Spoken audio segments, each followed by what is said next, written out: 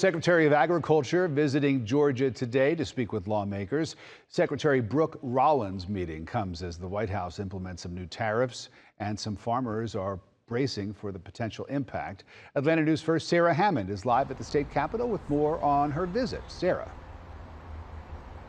Well, Secretary Brooke Rollins met with Georgia agricultural leaders this morning, and she was telling media after that meeting they had a roundtable discussion about what the state's farmers and ranchers need, and she said she was going to be meeting with farmers and touring facilities a little later today. Now, her visit here comes as the White House introduces tariffs on goods coming from Mexico, Canada, China, and beyond. And in response, China's retaliatory tariffs went into effect Monday, an extra 15% duty on chicken, wheat, corn, and cotton.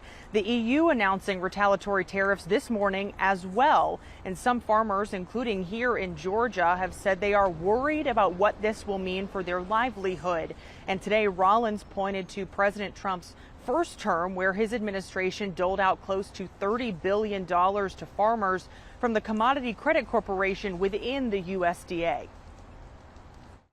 Obviously, there was some consequences for our agriculture community in that first term, and the USDA, with the great Sonny Perdue, stepped up and worked to make those consequences whole. I would suspect if the same result occurs this time around, that there will be the same relief there. We're working on preparing for that. This community has been very patient, but they're hurting, and we understand that.